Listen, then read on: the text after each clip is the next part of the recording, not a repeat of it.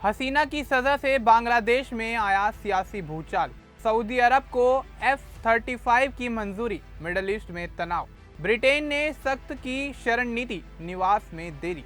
Venezuela में सरकार की निंदा पर डॉक्टर को हुई जेल। यूएन ने गाजा में अंतर्राष्ट्रीय सुरक्षा बल को दी मंजूरी। नमस्कार, आप देख रहे हैं द न्यूज़ 15 और मैं हूं आपके साथ मनीष कुमार सैनी। वक्त हो चला है दुनिया की 5 बड़ी खबरों पर नजर घुमाने का। सबसे पहले बात कर लेते हैं बांग्लादेश की। बांग्लादेश की अपदस्थ प्रधानमंत्री शेख हसीना को अंतर्राष्ट्रीय अपराध न्यायाधिकरण ने मानवता के खिलाफ 5 मामलों में दोषी ठहराते हुए मौत की सजा सुनाई। इस फैसले के तुरंत बाद उनकी पार्टी अवामी लीग ने इसे पूरी तरह राजनीतिक बदला बताया। अवामी लीग के संगठन सचिव शफीउल आलम चौधरी नादेल ने कहा कि मोहम्मद यूनुस की नई सरकार अवैध और असंवैधानिक है और उन्होंने पहले से ही ये फैसला तय कर रखा था। उनके अनुसार हसीना ने पिछले 15 सालों में देश के लिए बहुत काम किया और करोड़ों लोगों को सरकारी योजनाओं का लाभ मिला। नादेल ने आरोप लगाया कि 5 अगस्त 2024 के बाद से बांग्लादेश में कानून व्यवस्था खत्म हो गई है और राजनीतिक प्रतिशोध के आधार पर कदम उठाए जा रहे हैं। उन्होंने भारत की तारीफ करते हुए कहा कि भारत ने कई लोगों को शरण दी और हसीना भारत की विश्वसनीय सहयोगी रही हैं। अवामी लीग इस फैसले के खिलाफ देश और अंतर्राष्ट्रीय स्तर पर आवाज उठा रही है। दूसरी ओर शेख हसीना ने भी कहा है कि वे किसी से नहीं डरती और उन पर लगे सभी आरोप झूठे हैं। उन्होंने अदालत को फर्जी बताया। वहीं जमात इस्लामी ने इस फैसले पर संतोष जताते हुए कहा कि मुकदमा पूरी तरह निष्पक्ष और अंतर्राष्ट्रीय मानकों के अनुसार चला है। इसके बाद अगली खबर का रुख कर लेते हैं जो कि सऊदी अरब और अमेरिका से संबंधित है। अमेरिकी राष्ट्रपति डोनाल्ड ट्रंप ने सऊदी अरब को आधुनिक F-35 लड़ाकू जेट बेचने की मंजूरी दे दी है, जिससे मिडिल ईस्ट की राजनीति में नई हलचल मच गई है। यह घोषणा ऐसे समय में हुई जब सऊदी अरब क्राउन प्रिंस मोहम्मद बिन सलमान 7 साल बाद अपनी पहली अहम वाशिंगटन यात्रा पर पहुंचे हैं। ट्रंप ने सऊदी अरब को अमेरिका का मजबूत साथी बताते हुए कहा कि यह सौदा दोनों देशों की रणनीतिक साझेदारी को और भी ज्यादा मजबूत करेगा। ट्रंप चाहते हैं कि सऊदी अरब भी इजराइल के साथ अब्राहम अकॉर्ड्स में शामिल हो जाए ताकि क्षेत्र में स्थिरता बढ़े। हालांकि इसमें सबसे बड़ी रुकावट फिलिस्तीन राज्य की मांग है, जिस पर इजराइल सहमत नहीं है। इसके बावजूद ट्रंप को उम्मीद है कि उनके कार्यकाल के अंत तक कोई बड़ा समझौता हो सकता है।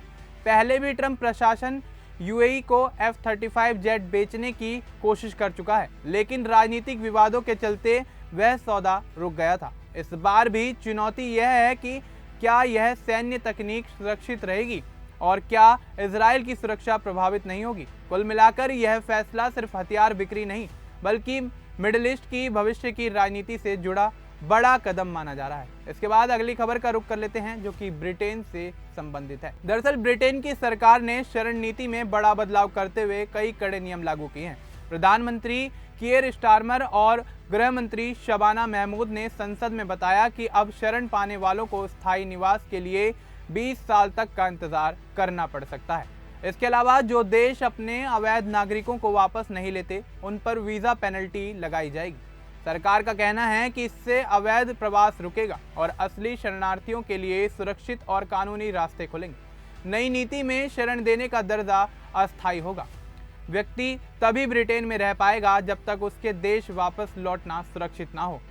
जिन शरणार्थियों के पास अपनी संपत्ति है उन्हें रहने का कुछ खर्च खुद उठाना होगा। सरकार का मानना है कि मौजूदा सिस्टम मानव तस्करों को बढ़ावा देता है और कई लोग कानूनी तरीके से आकर भी बाद में शरण मांगने लगते हैं। गृह मंत्री शबाना महमूद ने कहा कि ब्रिटेन अब डेनमार्क की तरह सख्त मॉडल अपनाएगा। उन्होंने बताया कि अंगोला, कांगो और नामीबिया को पहली बार वीजा पेनल्टी सूची में रखा गया है।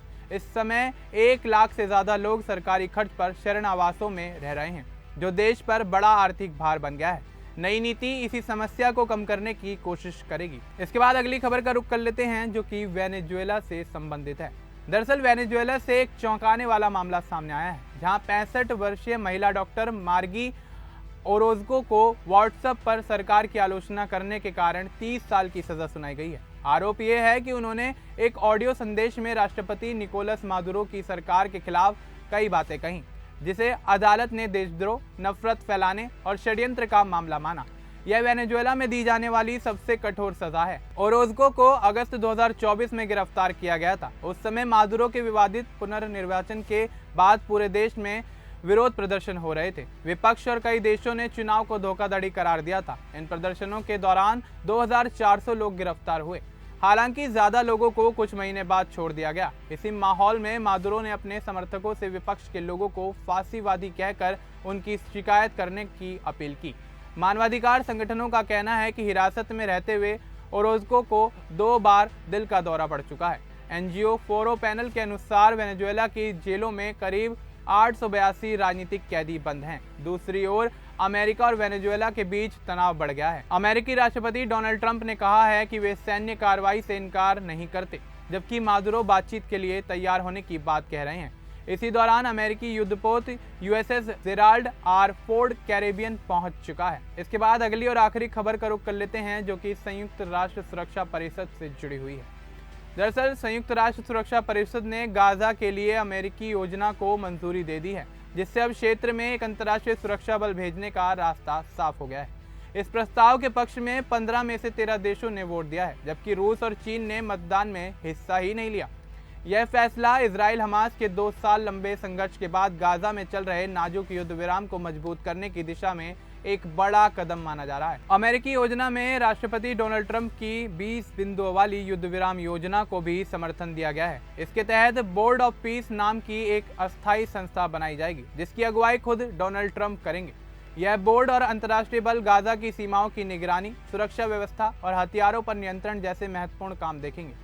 यह व्यवस्था 2027 के अंत तक लागू रहेगी। अरब देशों और फिलिस्तीनियों ने अमेरिका पर दबाव डाला कि प्रस्ताव में फिलिस्तीनी राज्य का रास्ता और साफ किया जाए। संशोधित प्रस्ताव में कहा गया कि जब फिलिस्तीनी प्राधिकरण सुधार करेगा और गाजा का पुनर्निर्माण आगे बढ़ेगा, तो फिलिस्तीनी राज्य की दिशा में एक विश्वसनीय प्रक्रिया शुरू हो सकती है। हालांकि इजराइल के प्रधानमंत्री बेंजामिन नेतन्याहू इस योजना से नाराज हैं। उनका कहना है कि फिलिस्तीनी राज्य हमास को फायदा पहुंचाएगा और इजराइल की सुरक्षा को खतरा बढ़ाएगा। इस प्रस्ताव को आगे बढ़ाने में कतर, मिस्र, सऊदी अरब, यूएई और कई मुस्लिम देशों का समर्थन अहम रहा है। इस बुलेटिन में फिलहाल इतना ही। बाकी देश दुनिया से जुड़ी तमाम जानकारी के लिए आप बने रहें द न्यूज़ 15 के साथ। और हमारा अगर वीडियो पसंद आया हो तो वीडियो को लाइक करें, शेयर करें, हमारे चैनल को सब्सक्राइब करना बिल्कुल ना भूलें। धन्यवाद।